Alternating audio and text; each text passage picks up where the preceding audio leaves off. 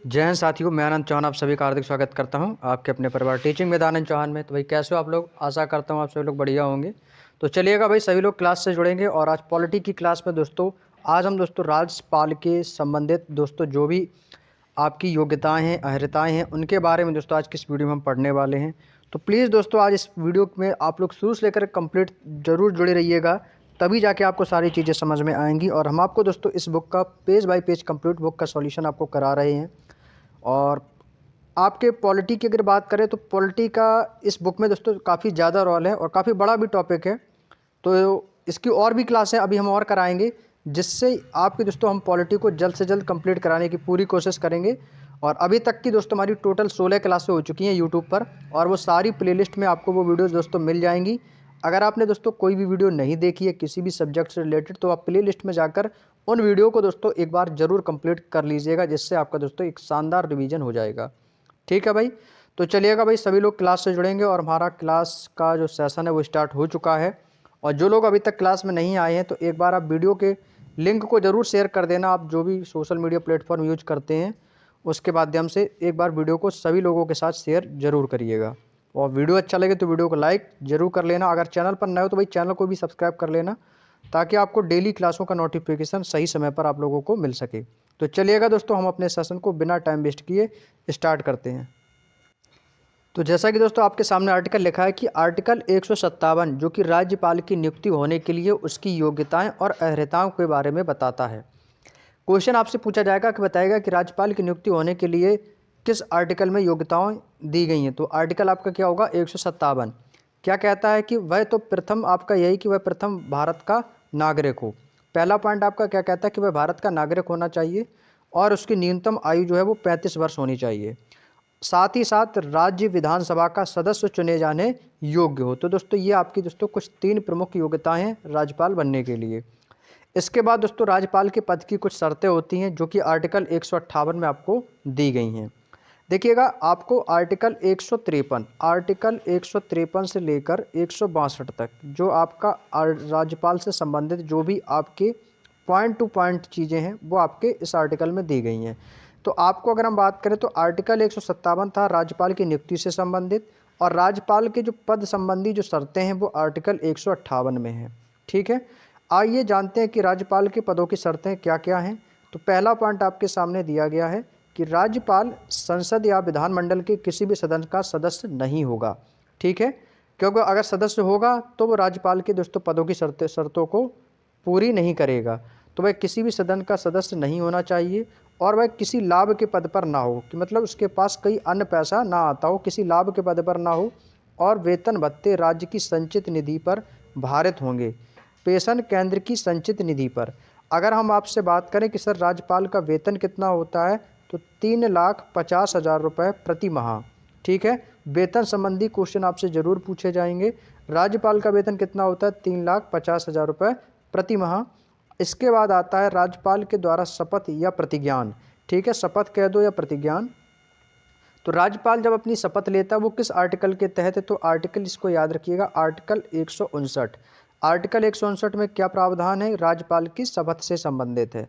शपथ में संबंधित राज्य के उच्च न्यायालय के मुख्य न्यायाधीश के द्वारा, यदि वह अनुपस्थित है तो वरिष्ठतम न्यायाधीश के द्वारा राज्यपाल को शपथ दिलाई जाती है। इसके बाद आता है आपका अनुच्छेद 161 जो कि क्षमा या आदि की कुछ मामलों में दंडादेश के निलंबन, परिहार या लघुकरण की जो शक्ति होती है वो आपके राज्यपाल में निहित है। अगर हम बात करें सर कि राज्यपाल की शक्तियां क्या क्या हैं, राज्यपाल के पास क्या क्या पावर हैं, तो राज्यपाल दोस्तों निम्न नियुक्तियां कर सकता है। क्या? देखिए, अगर मुख्यमंत्री को शपथ कौन दिलाता है, तो मुख्यमंत्री को शपथ दिलाने का जो काम करता है वो राज्यपाल करता है। तो राज्यपाल जब क्या करता है, तो ये राज्यपाल की कुछ शक्तियां हैं, जैसे मुख्यमंत्री व अन्य मंत्री की नियुक्ति कर सकता है, ये दोस्तों राज्यपाल कर सकता है। साथ ही साथ राज्य लोक सेवा आयोग के अध्यक्ष व सदस्य की नियुक्ति भी राज्यपाल कर सकता है। राज्य वित्त आयोग के अध्यक्ष व सदस्य के लिए नियुक्ति भी राज्यपाल करेगा। महाधिवक्ता हुआ, लोकायुक्त हुआ, राज्य मानवाधिकार आयोग व महिला आयोग के अध्यक्ष व सदस्य, इन सभी की जो नियुक्तियां हैं ये दोस्तों राज्यपाल के अंडर में होती हैं। इसके बाद है कि राज्यपाल विधान परिषद में 1/6 सदस्य मनोनीत कर सकता है जो साहित्य के क्षेत्र में, विज्ञान, कला, सहकारी आंदोलन व समाज सेवा में हो। राज्यपाल विधानमंडल के सत्र को आहूत करता है तथा 2 सत्रों के मध्य 6 महीने से अधिक का अंतर नहीं होना चाहिए।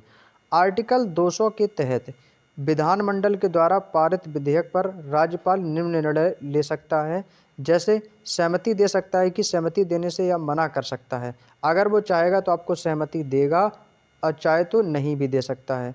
और एक बार विधानमंडल में पुनर्विचार के लिए भी भेज सकता है और पुनर्विचार के बाद दोस्तों सहमति देने का बाध्य होगा। पहले दोस्तों क्या होता है, पुनर्विचार किया जाएगा उस पर कि किस चीज़ को लेकर आपने ये विधानमंडल में ये प्रस्ताव भेजा है। अगर उन्हें ठीक लगेगा तो दोस्तों आपकी मंजूरी दी जाएगी। आगे चलते हैं। राष्ट्रपति के विचार के लिए एक विधेयक को आरक्षित रख सकता है। अनुच्छेद 202 में वार्षिक वित्तीय विवरण राज्यपाल के नाम से पेश होगा। राज्यपाल निम्न क्षेत्रों में अध्यक्ष होते हैं, जैसे आपका इंडियन रेड क्रॉस सोसाइटी की राज्य शाखा का अध्यक्ष राज्यपाल होता है, राज्य सैनिक बोर्ड का भी अध्यक्ष राज्यपाल होता है और स्काउट गाइड के अध्यक्ष भी राज्यपाल होते हैं। ठीक है। राज्यपाल के कार्य क्या हैं दोस्तों? तो राज्यपाल के जो कार्य हैं वो आपके निम्नलिखित दिए गए हैं। राज्यपाल जो होता है वो मुख्यमंत्री तथा मुख्यमंत्री की सलाह पर मंत्रिपरिषद के सदस्यों की भी नियुक्ति करता है। राज्यपाल जो होता है ये मुख्यमंत्री को शपथ दिलाता है, जैसे कि मैंने अभी स्टार्टिंग में ये पॉइंट आपको बोला था कि मुख्यमंत्री को शपथ दिलाने का जो काम करता है वो राज्यपाल करता है, तथा मुख्यमंत्री की सलाह पर गठित मंत्रिपरिषद के सदस्यों को दोस्तों शपथ भी दिलाता है। इसके बाद आर्टिकल 160 में कुछ आकस्मिकताओं में राज्यपाल के कर्तव्यों के निर्वहन का उल्लेख है। राज्यपाल विधानमंडल का सत्रावसान कर सकता है और उसका विघटन भी कर सकता है। राज्यपाल विधानसभा के अधिवेशन तथा दोनों सदनों के संयुक्त अधिवेशन को संबोधित भी करता है। अगला है, राज्य विधानमंडल के द्वारा पारित विधेयक राज्यपाल के हस्ताक्षर के बाद ही अधिनियम बन पाता है। अगर कोई विधेयक राज्यपाल के हस्ताक्षर नहीं करेगा तो वह अधिनियम पारित नहीं होगा। अनुच्छेद 213 के अनुसार राज्यपाल अध्यादेश भी जारी कर सकता है। तो ये लाइन आपके लिए दोस्तों मोस्ट इम्पोर्टेंट होगी। क्या यहाँ से क्वेश्चन आपके पूछा जाएगा कि बताइएगा कि किस अनुच्छेद के तहत राज्यपाल अध्यादेश जारी कर सकता है। यहाँ पे दोस्तों इस पॉइंट को आप लोग ना इम्पोर्टेंट लगा के अपनी कॉपी में ज़रूर नोट कर लीजिएगा। ये दोस्तों वो लाइन है जो आपके हर एग्जाम के लिए इम्पोर्टेंट है। क्वेश्चन आएगा कि राज्यपाल अध्यादेश जारी किस अनुच्छेद के तहत राज्यपाल जो है अध्यादेश जारी कर सकता है, तो आर्टिकल 213 याद रखना है आपको। ठीक है।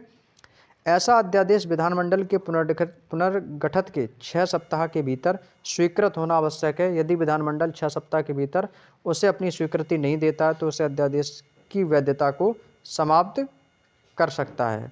ठीक है। इसके बाद दोस्तों विधानमंडल, राज्य विधानमंडल का जो निर्माण है ये दोस्तों विधानसभा, विधान परिषद तथा राज्यपाल से मिलकर ही होता है।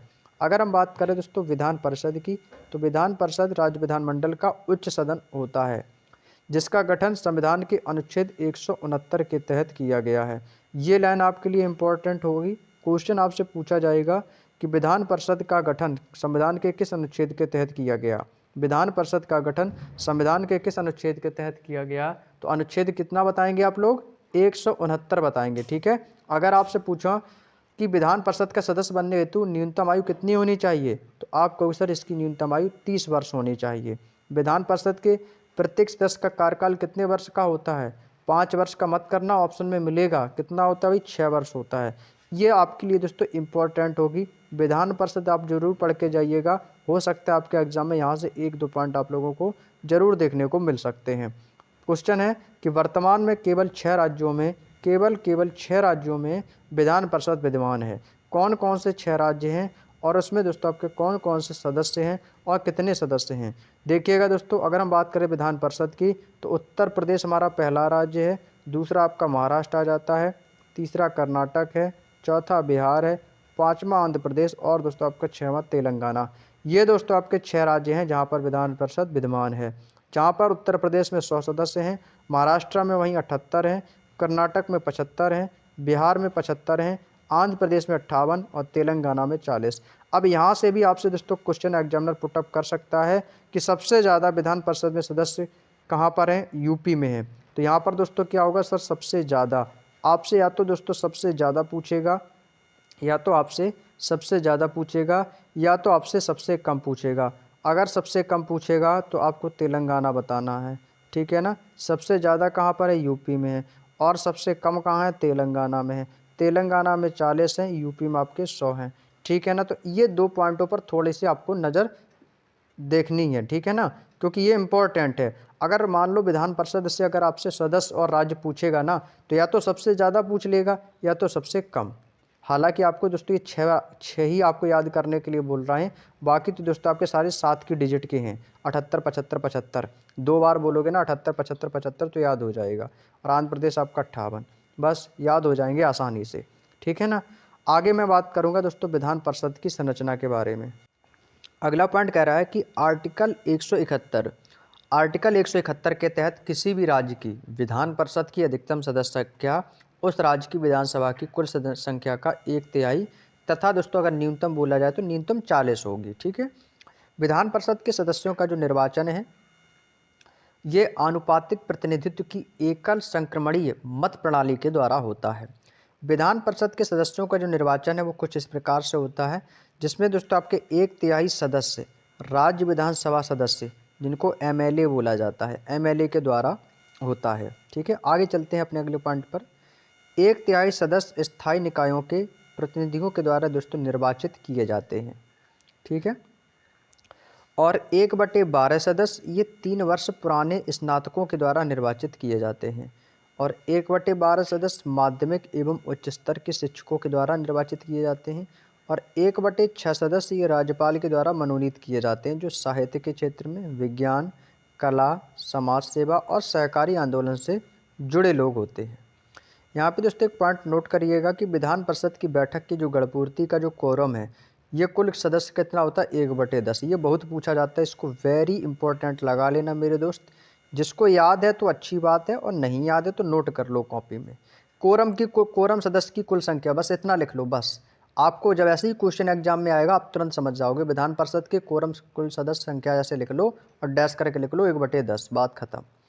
परंतु यह संख्या दोस्तों 10 से कम नहीं होनी चाहिए, इसीलिए कहते हैं दोस्तों 1/10 आपको अच्छे से याद रख लेना, बस 1/10, इससे कम नहीं। आगे देखो, आगे बात करते हैं। तो अभी हम क्या पढ़ रहे थे? विधान परिषद। अब हम पढ़ेंगे दोस्तों विधानसभा के बारे में। विधानसभा का गठन किस अनुच्छेद के अंतर्गत किया जाता है, या किस अनुच्छेद के अंतर्गत किया गया? पहली लाइन आपके लिए दोस्तों मोस्ट इंपॉर्टेंट निकल के आती है, इसको मिस मत करना, इसको नोट कर लो कॉपी में, और जब आप इसका रिवीजन करने में आपको आसानी रहेगी। विधानसभा का गठन किस अनुच्छेद के तहत किया गया? तो अनुच्छेद 170, इसको जरूर याद रखिएगा। ये वो पॉइंट है दोस्तों जो आपको एग्जाम में दोस्तों नंबर दिलाने का काम करेंगे। विधानसभा राज्य विधानमंडल का दोस्तों कौन सा सदन होता है? तो निम्न सदन होता है। विधान परिषद उच्च सदन था, विधानसभा निम्न सदन।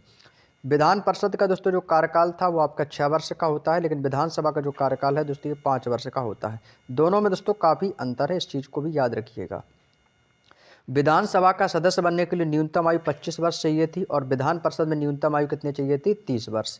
देखिएगा आयु में भी अंतर है, इनके कार्यकाल में भी अंतर है। ठीक है ना। इस चीज़ को, 2 चीज़ें याद रखनी है, इसका कार्यकाल दोनों में अंतर है।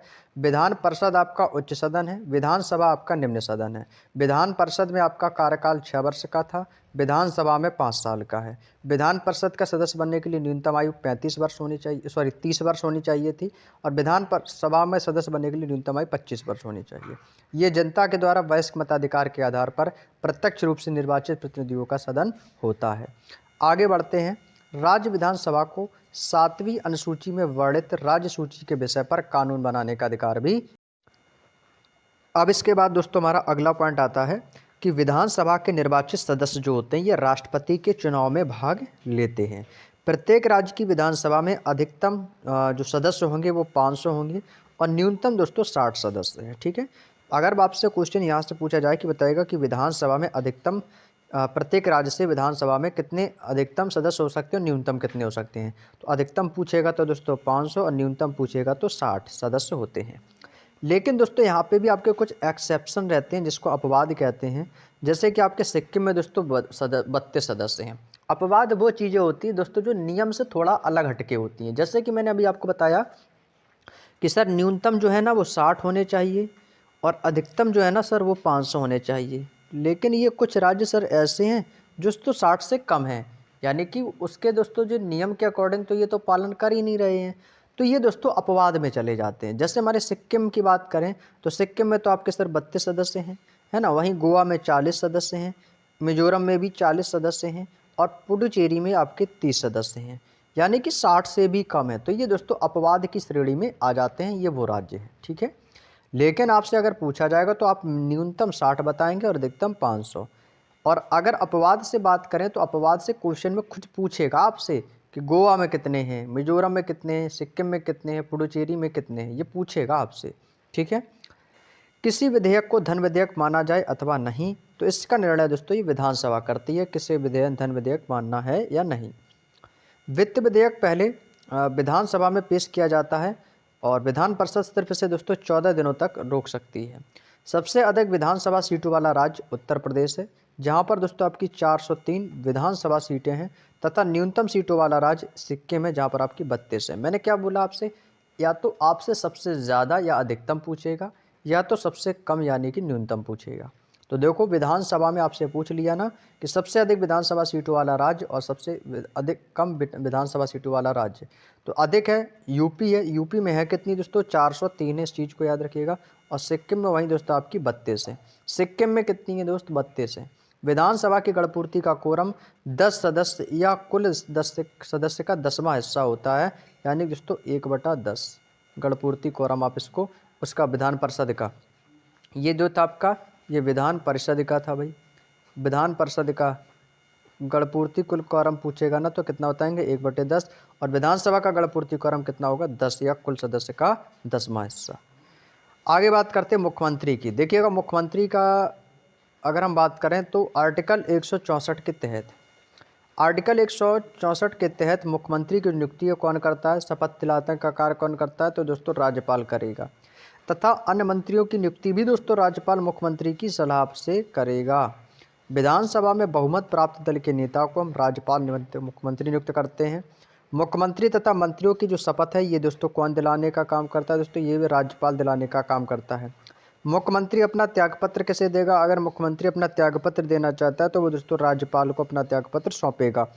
यदि किसी दल को स्पष्ट बहुमत प्राप्त ना हो तो राज्यपाल मुख्यमंत्री की नियुक्ति से अपने विवेकाधिकार का प्रयोग कर सकता है, और ऐसी स्थिति में राज्यपाल जो है वो सबसे बड़े दल के नेता को मुख्यमंत्री नियुक्त कर सकता है, ठीक है। इसके बाद दोस्तों यहाँ पे एक पॉइंट नोट करके दिया गया है कि राष्ट्रीय राजधानी क्षेत्र दिल्ली, पुडुचेरी, जम्मू कश्मीर की विधानसभा में चुनाव के बाद मुख्यमंत्री की जो नियुक्ति है, मुख्यमंत्री की जो नियुक्ति है यह नियुक्ति राष्ट्रपति के द्वारा की जाती है, और मुख्यमंत्री जो है वो राष्ट्रपति के प्रति उत्तरदायी होता है। क्लियर है ना, ये चीज़ समझ में आ गई आप लोगों को।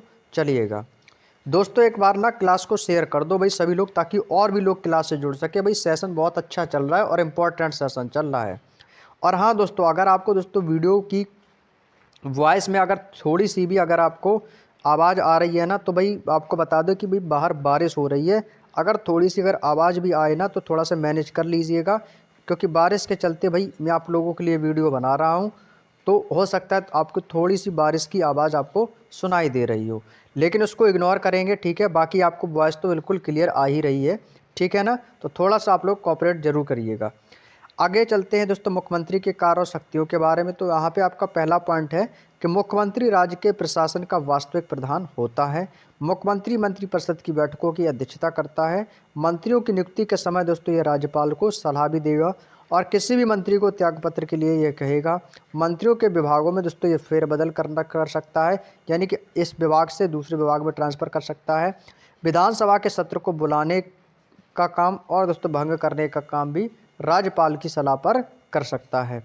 मुख्यमंत्री निम्न निकायों का सदस्य होता है, जैसे नीति आयोग या अधिशासी का सदस्य होता है। अध्यक्ष नहीं, अध्यक्ष तो प्रधानमंत्री होगा, सदस्य हो सकता है नीति आयोग और अधिशासी परिषद का।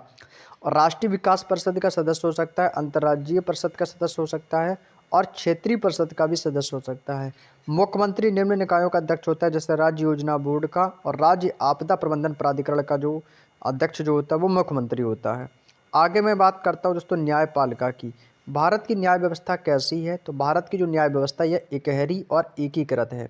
इस लाइन को दोस्तों इम्पोर्टेंट बना के नोट करना कॉपी में कि भारत की न्याय व्यवस्था कैसी है, एकहरी और एकीकृत है।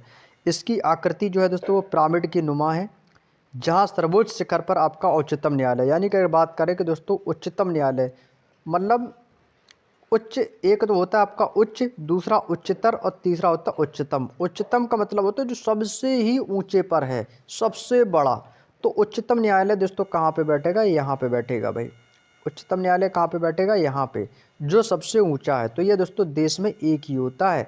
उच्चतम न्यायालय जो होता है ये दोस्तों आपका देश में एक होता है, और ये निम्न स्तर पर जिला अधीनस्थ न्यायालय अवस्थित है। आगे मैं बात करूँगा मध्य स्तर पर क्या आता है, देखिएगा यहाँ पर मैं आपको सारी चीज़ें बताऊंगा, ठीक है। अगर मैं बात करता हूँ दोस्तों उच्चतम न्यायालय, तो उच्चतम न्यायालय कहाँ पे बैठता है दोस्तों? ये शीर्ष पर बैठेगा, क्योंकि सबसे ऊंचा न्यायालय है ना। उच्चतम है तो सबसे ऊपर आ गया, ठीक है ना। और यह दोस्तों देश में एक ही होता है, केवल एक ही होता है देश में उच्चतम न्यायालय। अगर मैं दोस्तों वहीं पर अगर मैं बात करता हूँ उच्च न्यायालय की, तो उच्च न्यायालय दोस्तों आपका मध्य में बैठा हुआ है। उच्च न्यायालय कहाँ पर बैठा हुआ है दोस्तों? ये उच्च न्यायालय आपका दोस्तों ये बीच में बैठा हुआ है। और उच्च न्यायालय की जो संख्या है दोस्तों वो भारत में आपकी वर्तमान में कितने उच्च न्यायालय हैं? 25 उच्च न्यायालय हैं। कितने मेरे भाई? 25 उच्च न्यायालय हैं, ठीक है। और इसके बाद दोस्तों मैं बात करता हूँ इसके जिला न्यायालय की। ये आपका दोस्तों आ जाता है हमारा जिला न्यायालय। जिला न्यायालय दोस्तों आपका सबसे नीचे आधार पर बैठा हुआ है, जो कि जिला से संबंधित ही आपका समझ में आ रहा होगा कि सर ये तो प्रत्येक जिले में होगा। जी भैया एकदम सही सोचा आपने कि सर ये प्रत्येक जिले में होगा। उच्चतम न्यायालय पूरे देश में एक होगा। उच्च न्यायालयों की संख्या वर्तमान में 25 है, और जिला न्यायालयों की संख्या यानी कि प्रत्येक जिले में आपको देखने को मिलेगी। जितने भी आपके दोस्तों जिले होंगे, हर जिले में आपका जिला न्यायालय होगा। आगे मैं बात करता हूँ दोस्तों उच्चतम यानी कि सर्वोच्च न्यायालय के बारे में। उच्चतम सर्वोच्च न्यायालय के बारे में। उच्चतम न्यायालय की स्थापना एवं गठन संबंधी जो शक्तियाँ हैं ये भारतीय संसद को प्राप्त हैं। 28 जनवरी 1950 को सर्वोच्च न्यायालय का उद्घाटन किया था, और 26 जनवरी 1950 को इसका गठन किया गया। अनुच्छेद 124 उच्चतम न्यायालय के गठन से संबंधित है। अगर क्वेश्चन आपसे पूछा जाए कि उच्चतम न्यायालय का गठन का प्रावधान किस अनुच्छेद में है, तो अनुच्छेद 124 बताइएगा भाई, ठीक है ना। इंपॉर्टेंट पॉइंट इसको नोट कर लो भाई, कॉपी में स्टार बना देता हूँ मैं, इसको नोट कर लेना भाई। आगे चलें, अगला पॉइंट नोट करके लिखना है कि वर्तमान में उच्चतम न्यायालय में एक मुख्य न्यायाधीश तथा 33 अन्य न्यायाधीश हैं। इन न्यायाधीशों की जो नियुक्ति होती है वो राष्ट्रपति के द्वारा की जाती है। और उच्चतम न्यायालय का जो न्यायाधीश होगा वह अपने पद पर दोस्तों 65 वर्ष तक दोस्तों रह सकता है। न्यायाधीशों को हटाना कदाचार व अक्षमता के आरोप के आधार पर संसद के द्वारा हटाया जा सकता है, जिसके लिए लोकसभा में 100 सांसद, राज्यसभा में 50 सांसद हस्ताक्षर करके प्रस्ताव रखते हैं, और संसद के प्रत्येक सदन में विशेष बहुमत पारित करके राष्ट्रपति के द्वारा हटाए जा सकते हैं। क्लियर। आगे बात करते हैं अनुच्छेद 125। अनुच्छेद 125 जो है ये दोस्तों न्यायाधीश के वेतन भत्तों से संबंधित है। इसको नोट कर लेना, अगर आपसे क्वेश्चन यहाँ से बने, आर्टिकल पूछे तो आर्टिकल, और बाकी आपसे आर्टिकल दे के क्वेश्चन पूछे तो वो भी बता सकते हो। क्वेश्चन आएगा कि बताइएगा कि न्यायाधीशों के वेतन आदि से संबंधित कौन सा अनुच्छेद है, तो अनुच्छेद 125। या अनुच्छेद 125 में किसका वर्णन है, तो न्यायाधीश के वेतन का वर्णन है। उच्चतम न्यायालय के न्यायाधीशों का वेतन। वर्तमान में उच्चतम न्यायालय के न्यायाधीशों के ऐसे वेतन दिए जाते हैं जो संसद विधि के द्वारा अवधारित करें, संसद विधि के द्वारा अवधारित करें। जैसे कि दोस्तों न्यायाधीश के वेतन भत्ते एवं पेंशन भारत की संचित निधि पर भारित है। किस पर भारित है दोस्तों? भारत की संचित निधि पर भारित है। अनुच्छेद 126 में इसमें कार्यवाहक मुख्य न्यायाधीश की नियुक्ति का प्रावधान है, और अनुच्छेद 127 इसमें तदर्थ न्यायाधीश की नियुक्ति का प्रावधान है। और यह व्यवस्था जो आपके फ्रांस के संविधान से ली गई है। अब इसके बाद आता है हमारा आर्टिकल नंबर 128। भारत के सर्वोच्च न्यायालय के किसी भी सेवानिवृत्त न्यायाधीश को भारत के राष्ट्रपति की पूर्व अनुमति से ही भारत के मुख्य न्यायाधीश के द्वारा सर्वोच्च न्यायालय के अधीनस्थ सर्वोच्च न्यायालय के न्यायाधीश के रूप में बैठने और कार्य करने के लिए उससे से वापस भी बुलाया जा सकता है। इसके बाद आते हैं आर्टिकल 129 पर। यह उच्चतम न्यायालय का एक अभिलेख न्यायालय या दोस्तों कोर्ट ऑफ रिकॉर्ड क्या कहते हैं इसको, है ना, कोर्ट ऑफ रिकॉर्ड। अगर क्वेश्चन बोले जाएगा तो अभिलेख कोर्ट ऑफ रिकॉर्ड का आर्टिकल कौन सा, या कोर्ट ऑफ रिकॉर्ड किस अनुच्छेद में बढ़े, तो अनुच्छेद 129 याद रखिएगा। वहीं अनुच्छेद 130 की बात करें तो मुख्य न्यायाधीश जो है वो राष्ट्रपति की स्वीकृति लेकर दिल्ली के अतिरिक्त किसी भी अन्य स्थान पर सर्वोच्च न्यायालय की बैठक को भी बुला सकता है। अगला पॉइंट नोट करना है कि अब तक हैदराबाद और श्रीनगर में इस प्रकार की बैठक आयोजित हो चुकी है। अनुच्छेद 131 जिसमें दोस्तों सर्वोच्च न्यायालय के मूल क्षेत्राधिकार का प्रावधान है। उच्चतम न्यायालय का न्यायाधीश बनने की योग्यताएं। अगर आप उच्चतम न्यायाधीश बनने की योग्यता रखते हैं, क्या है कि वह भारत का नागरिक हो। पहला पॉइंट तो यही आपका रहेगा हमेशा, वह भारत का नागरिक हो और वह किसी उच्च न्यायालय अथवा दो या दो से अधिक न्यायालयों में लगातार कम से कम 5 वर्षों तक दोस्तों न्यायाधीश के रूप में कार्य भी कर चुका हो, या किसी उच्च न्यायालय में दोस्तों लगातार 10 वर्षों तक अधिवक्ता रह चुका हो। राष्ट्रपति की नज़र में दोस्तों कानून को हमेशा उच्च कोटि का ज्ञाता होना चाहिए। उच्चतम न्यायालय के न्यायाधीश को उसके पद की शपथ राष्ट्रपति दिलाता है। उच्चतम न्यायालय के न्यायाधीश रिटायर होने के बाद भारत के किसी भी न्यायालय में या किसी भी अधिकारी के सामने वकालत नहीं कर सकते हैं। अगला यहाँ पर है दोस्तों आपको पॉइंट दिया है महत्वपूर्ण तथ्य, जो कि आपके लिए दोस्तों सबसे ज़्यादा इंपॉर्टेंट रहेंगे। भारत में सर्वोच्च न्यायालय के प्रथम जो न्यायाधीश थे वो कौन थे। इस पॉइंट को ना इंपॉर्टेंट लगा के नोट कर लो, ऐसे ही पॉइंट बनेंगे एग्जाम में, क्योंकि मैं स्पेशली यूपी होमगार्ड की बात कर रहा हूँ। भारत में सर्वोच्च न्यायालय के प्रथम न्यायाधीश कौन थे, तो हीरालाल जेकोनिया। इसको ना स्टार बना के नोट कर लो सभी लोग, याद कर लो भाई इसको। हीरालाल जेकोनिया थे कौन, सर्वोच्च न्यायालय के प्रथम न्यायाधीश हीरालाल जेकोनिया, ठीक है। उच्चतम न्यायालय में सबसे लंबे समय तक मुख्य न्यायाधीश रहने वाले व्यक्ति जो थे वो थे वाई बी चंद्रचूड़। कौन थे दोस्तों, वाई बी चंद्रचूड़। ये क्या थे, ये उच्चतम न्यायालय में दोस्तों सबसे लंबे समय तक रहने वाले मुख्य न्यायाधीश रहे हैं। सबसे कम समय तक के मुख्य न्यायाधीश रहने वाले व्यक्ति जो थे वो कौन थे दोस्तों, सर कमल नारायण सिंह। कमल नारायण सिंह जो थे ये दोस्तों सबसे कम समय तक मुख्य न्यायाधीश रहने वाले व्यक्ति रहे हैं। प्रथम दलित मुख्य न्यायाधीश जो थे वो थे दोस्तों के जी बालकृष्णन प्रथम दलित मुख्य न्यायाधीश थे। फातिमा बीबी और प्रथम महिला न्यायाधीश थी, और अभी तक महिला मुख्य न्यायाधीश में नियुक्ति उच्चतम न्यायालय से नहीं हुई है। नेक्स्ट है उच्चतम न्यायालय के कार्य। अगर मैं आपसे कहूँ सर उच्चतम न्यायालय के कार्य कौन कौन से हैं, तो पहला कार्य तो यही है कि यह देश का सबसे बड़ा अपीलीय न्यायालय है, ठीक है। यह दो से अधिक राज्यों के बीच के विवादों को सुलझाने का काम करता है, और यह संविधान के अनुच्छेद 143 के अंतर्गत राष्ट्रपति को परामर्श दे सकता है, लेकिन इस परामर्श को मानना या ना मानना ये दोस्तों राष्ट्रपति के ऊपर डिपेंड करेगा। संविधान के आर्टिकल 137 के अंतर्गत सर्वोच्च न्यायालय अपने फैसले पर भी पुनर्विचार कर सकता है। क्लियर, चलिएगा नेक्स्ट पॉइंट है संविधान के अनुच्छेद 32 के अंतर्गत सर्वोच्च न्यायालय मौलिक अधिकारों की रक्षा करता है, और यह मौलिक अधिकारों की रक्षा के लिए यह 5 प्रकार के रिट को भी जारी करता है। पहला आपका बंदी प्रत्यक्षीकरण, दूसरा आपका है परमादेश, बंदी प्रत्यक्षीकरण, परमादेश और प्रतिषेध, उत्प्रेषण और अधिकार रक्षा। ये दोस्तों आपके 5 प्रकार के जो है वो आपकी रिट जारी करता है। अब इसके बाद आता है तुम्हारा अगला पॉइंट है, नोट कर रखे कि जब भारतीय न्याय पद्धति में जनहित याचिका जिसको बोलते हैं PIL लाया गया, तब भारत के मुख्य न्यायाधीश कौन थे, PN भगवती थे। और भारत में PIL की जो अवधारणा है ये दोस्तों अमेरिका से प्रेरित है, ठीक है, नहीं अमेरिका से इसे लिया गया है। आगे मैं बात करता हूँ दोस्तों उच्च न्यायालय की, यानी इसको बोलते हैं हाई कोर्ट। उच्च न्यायालय की संविधान के अनुच्छेद 214 के अंतर्गत प्रत्येक राज्य के लिए एक उच्च न्यायालय होगा, परंतु अनुच्छेद 231 के अंतर्गत एक ही उच्च न्यायालय 2 या 2 से अधिक राज्यों तथा केंद्र शासित प्रदेशों के लिए हो सकता है। अगला पॉइंट यहाँ पर दोस्तों नोट करके आपको दिया गया है। अब इसके बाद दोस्तों हमारा अगला पॉइंट दिया गया, आपको इस नोट करना है, ये इंपॉर्टेंट लाइन में आपको लिए बोल रहा हूँ कि भारत में वर्तमान में कितने उच्च न्यायालय हैं, तो 25 उच्च न्यायालय हैं। इसको इंपॉर्टेंट लगा लो भाई, ठीक है, स्टार बना के नोट कर लेना। ये भारत में 25 उच्च न्यायालय हैं, ठीक है। वर्तमान में एकमात्र केंद्र शासित प्रदेश है जो कि दिल्ली है, जिसमें दोस्तों स्वयं का उच्च न्यायालय यानी उसके खुद का उच्च न्यायालय है, क्योंकि ये केंद्र शासित प्रदेश है। और प्रत्येक उच्च न्यायालय का जो गठन है ये एक मुख्य न्यायाधीश और अन्य न्यायाधीशों से मिलकर ही इसको किया जाता है। सबसे बड़ा उच्च न्यायालय जो है ये न्यायाधीशों की दृष्टि से इलाहाबाद उच्च न्यायालय है, और उच्च न्यायालय के न्यायाधीशों की जो नियुक्ति है दोस्तों राष्ट्रपति के द्वारा होती है। उच्च न्यायालयों के अतिरिक्त न्यायाधीशों की नियुक्ति ये राष्ट्रपति करता है, और अतिरिक्त न्यायाधीश 2 साल के लिए दोस्तों नियुक्त होते हैं। उच्च न्यायालय के मुख्य न्यायाधीश का जो वेतन होता है वो दोस्तों 2.5 लाख तथा अन्य न्यायाधीशों का वेतन 2,25,000 रुपये 2.25 लाख रुपये होता है, ठीक है। अगर मुख्य न्यायाधीश की बात करोगे तो 2.5 लाख, और न्यायाधीशों अन्य जो न्यायाधीश हैं उनका दोस्तों 2,25,000 रुपये होता है। उच्च न्यायालय का न्यायाधीश बनने की योग्यता है, वह भारत का दोस्तों पहले तो नागरिक होना चाहिए, कम से कम 10 साल तक वह न्यायिक पद धारण किए हो, अथवा किसी उच्च न्यायालय या एक से अधिक न्यायालयों में दोस्तों लगातार 10 वर्षों तक अधिवक्ता रहा हो। उच्च न्यायालय के न्यायाधीशों को शपथ जो है दोस्तों ये राज्यपाल दिलाता है, और उच्च न्यायालय के न्यायाधीशों की अवकाश ग्रहण करने की जो अवधि है वो दोस्तों 62 वर्ष है। उच्च न्यायालय के न्यायाधीशों को उनके पद से उस रीति से हटाया जा सकता है जिस प्रकार उच्चतम न्यायालय के न्यायाधीशों को हटाते हैं। उच्च न्यायालय की जो अधीक्षण शक्ति में है जो वो सैन्य न्यायालय में शामिल नहीं है।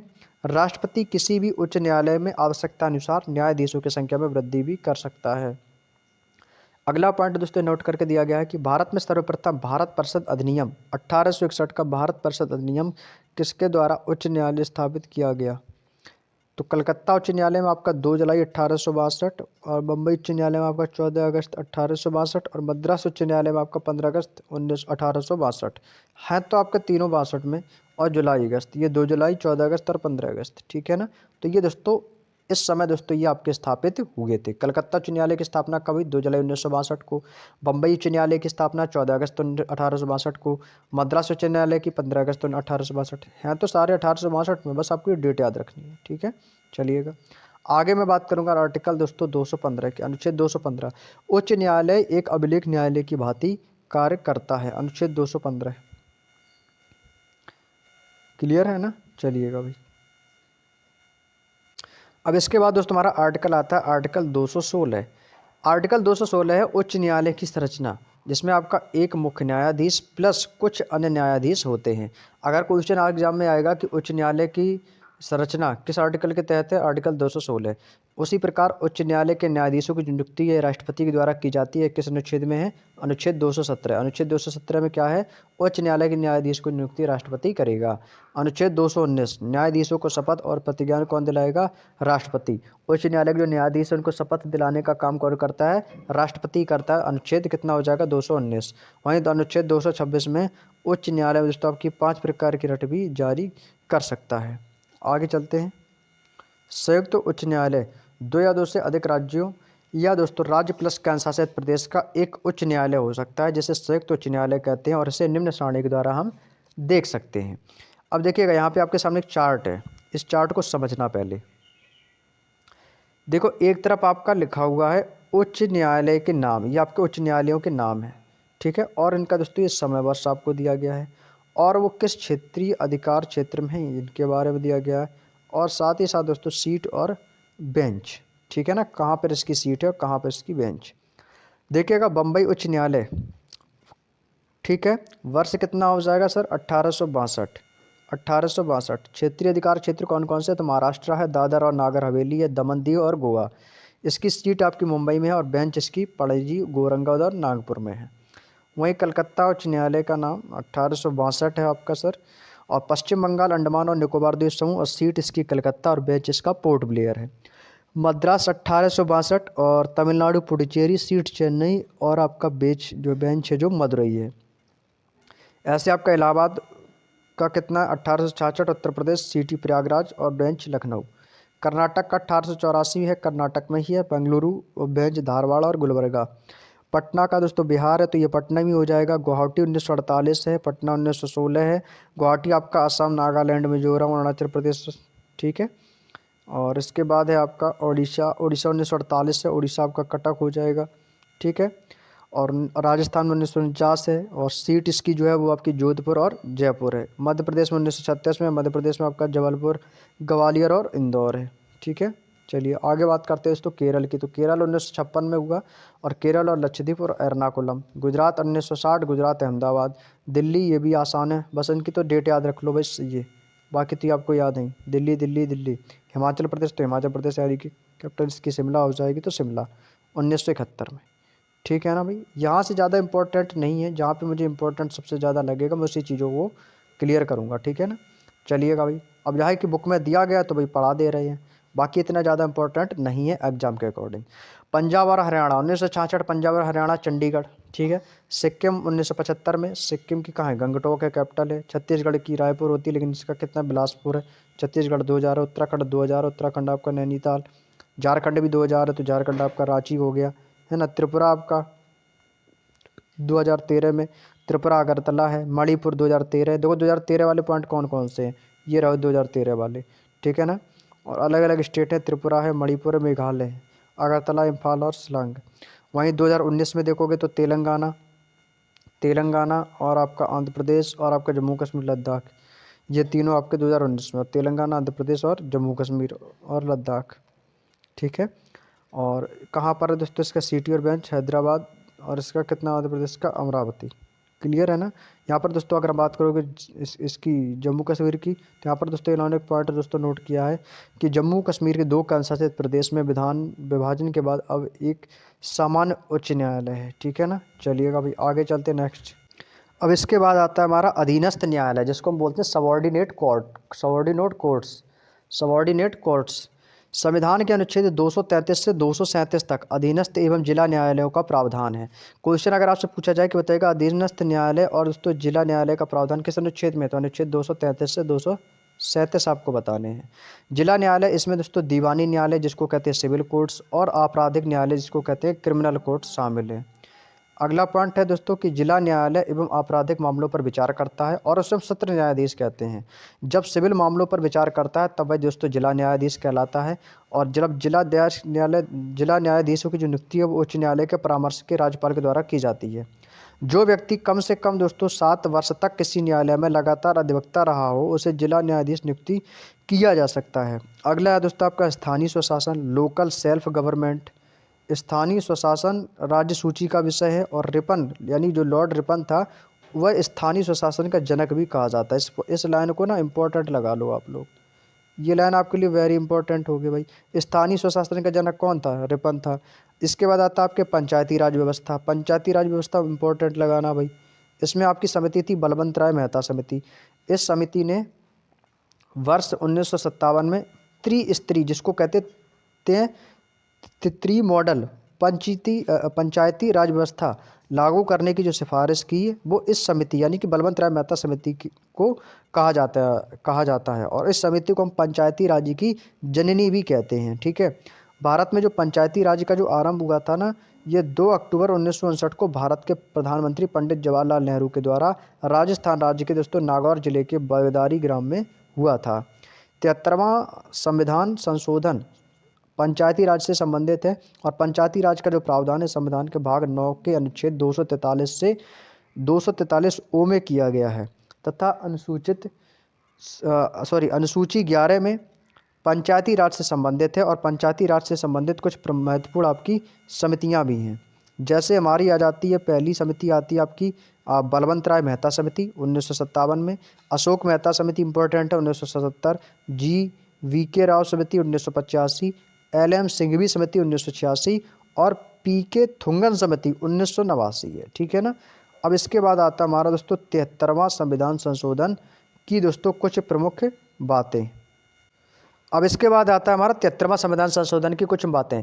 इसमें क्या होता है कि इसमें पंचायती राज के त्रिस्तरीय ढांचे का प्रावधान दिया गया है। ठीक है। इसमें ग्राम स्तर पर ग्राम पंचायत, खंड स्तर पर पंचायत समिति और जिला स्तर पर जिला परिषद के गठन की व्यवस्था की गई है। परंतु जिन राज्यों की जनसंख्या जो 20 लाख से कम है वहाँ पर दोस्तों जो बीच वाले स्तर की ज़रूरत नहीं है। इसका जो कार्यकाल है ये दोस्तों 5 वर्ष निर्धारित किया गया है। इसमें महिलाओं के लिए 1/3 स्थान यानी कि 33% आरक्षण की व्यवस्था की गई है।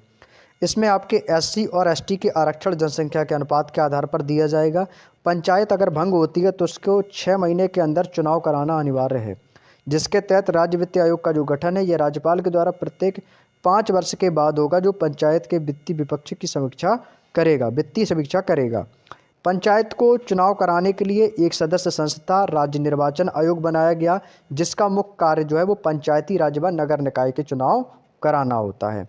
यहाँ पे दोस्तों एक पॉइंट नोट किया गया है कि 73वें संविधान संशोधन के बाद पंचायती राज अधिनियम का निर्माण करने वाला प्रथम राज्य कौन था दोस्तों? ये मध्य प्रदेश। इसको स्टार बना के नोट कर लेना। ग्राम पंचायत अध्यक्ष व सदस्य चुनाव लड़ने के लिए दोस्तों न्यूनतम आयु जो है दोस्तों 21 वर्ष होनी चाहिए। क्लियर है ना। चलिएगा भाई अगला हमारा 74वां संविधान संशोधन। यह संशोधन नगर पालिकाओं से संबंधित है, जिसके द्वारा संविधान के भाग 9A में और अनुच्छेद 243P से 243ZG तक 12वीं अनुसूची का प्रावधान किया गया है। और इसमें कुल जो थे आपके 18 विषय थे। क्वेश्चन यहाँ से पूछा जाता है कि 74वें संविधान संशोधन में कुल विषय कितने थे, तो कुल 18 विषय थे। अब मैं बात करता हूँ 74वें संविधान संशोधन की कुछ मुख्य बातें हैं, जिसमें दोस्तों नगर पालिकाओं की महिलाओं के लिए 1/3 स्थान आरक्षित है, और अनुसूचित जाति यानी कि SC और दोस्तों ST जनसंख्या के आधार पर आरक्षण की व्यवस्था की गई है। यहाँ पे दोस्तों नोट एक पॉइंट है कि पेशा PESA पैसा अधिनियम जो है ये दोस्तों दिलीप सिंह भूरिया समिति की सिफारिश पर 1996 को लागू हुआ था। सर्वप्रथम नगर निगम की स्थापना जो है ये मद्रास में वर्ष 1687 में की गई थी। क्लियर है। अब दोस्तों यहाँ से आती हमारी राजभाषा, जो हमारी दोस्तों ऑफिशियल लैंग्वेज है। ठीक है, तो इसकी जो चर्चा है वो मैं आप लोगों से नेक्स्ट क्लास में करूंगा, और वो अगली जो क्लास होगी वो सबसे इम्पोर्टेंट होगी। अब तक के भारतीय संविधान की जो सबसे इम्पोर्टेंट क्लास है वो है दोस्तों आपकी ऑफिशियल लैंग्वेज, हमारी राजभाषा। ठीक है ना। तो राजभाषा क्या है हमारी, और राजभाषा का उल्लेख किस आर्टिकल में है, किस भाग में है, और राजभाषा से संबंधित आपके जितने भी महत्वपूर्ण पॉइंट्स होंगे, तो पॉइंट टू पॉइंट दोस्तों जो चर्चा है वो हम आप लोगों से नेक्स्ट क्लास में करेंगे। तो दोस्तों आज के सेशन को मैं यहीं तक रखना चाहता हूं, और बाकी के जो और लगभग 3-4 क्लासें और कराएंगे हम पॉलिटी की, क्योंकि पॉलिटी इंपॉर्टेंट है आप लोगों के लिए। तो 3-4 वीडियो या 2-3 वीडियो और आपको आएंगी, इसके बाद आपकी पॉलिटी कंप्लीट हो जाएगी। इसके बाद हम आपको पॉलिटी के जो आपने पढ़ा है, जो आपने सीखा है, इसके हम ऑब्जेक्टिव क्वेश्चन कराएंगे आपको। ठीक है, इसके बाद आपके ज़्यादा बड़े टॉपिक नहीं बचे, केवल फिर आपका वही साइंस वाला है, स्टैटिक्स जीके हैं, और कुछ स्पेशल टॉपिक्स बचेंगे, फिर उनको हम कंप्लीट आपको करा देंगे। ठीक है, इसी मंथ आपकी ये बुक हमें कंप्लीट करानी है, चाहे जैसे भी कराएं। ठीक है, चाहे एक एक दिन में मुझे 2-2 3-3 वीडियो या 2-2 घंटे की क्लास ही क्यों ना लेनी पड़े, लेकिन इसी मंथ इस बुक को मैं कैसे भी करके आप लोगों को कंप्लीट करा दूंगा। ठीक है, और हाँ, इसके जो प्रैक्टिस सेट का जो PDF है अंकित भाटी सर का, वो भी मैंने आपको देखो टेलीग्राम चैनल पर प्रोवाइड करा दिया है, कल ही मैंने सेंड कर दिया था, जाके ज्वाइन करके आप उसको डाउनलोड कर लीजिएगा। ठीक है ना। तो चलिएगा भाई, आज की क्लास को यहीं तक रखते हैं, और बाकी सेशन कैसा लगा तो प्लीज़ कमेंट करके बताइएगा, और आप लोगों की क्या रिक्वायरमेंट है तो कमेंट बॉक्स में डाल दीजिएगा। सबका रिप्लाई मिलेगा भाई, मैं हर एक भाई का रिप्लाई देता हूँ, हर एक स्टूडेंट का। ऐसा नहीं कि भाई कमेंट देखा इग्नोर कर दिया, भाई नहीं, अगर कमेंट मैंने देख ली है तो कमेंट का रिप्लाई ज़रूर मिलेगा। ठीक है ना। तो कमेंट करो भाई सभी लोग, और बाकी आप लोग सपोर्ट करो भाई हमारे इस टीचिंग विद आनंद चौहान परिवार में। भाई केवल 40,000 लोगों की ज़रूरत है, और 40,000 में से 39,200 लोग लगभग हो चुके हैं। केवल 800 लोगों की ज़रूरत है भाई। तो क्या आप लोग एक लोग अगर वीडियो को शेयर भी करोगे ना, केवल 800, मैं कह रहा हूँ 800 कोई बड़ी बात नहीं है, केवल अगर आप लोगों में से इतने बच्चे हैं, 39,000 प्लस लोग हैं, अगर उसमें से केवल 800 लोग ना, अगर एक दोस्त के पास भी वीडियो को शेयर करने के लिए या सब्सक्राइब करने के लिए भी आप लोग बोलते हो ना, तो केवल और केवल 1 मिनट में या कुछ ही सेकंडों में दोस्तों ये आप 800 कर सकते हो। तो प्लीज़ दोस्तों एक छोटा सा टारगेट आप लोगों को दे रहे हैं, 40 के करा दो भाई। केवल और केवल 800 लोगों की ज़रूरत है, केवल और केवल 800 लोगों की।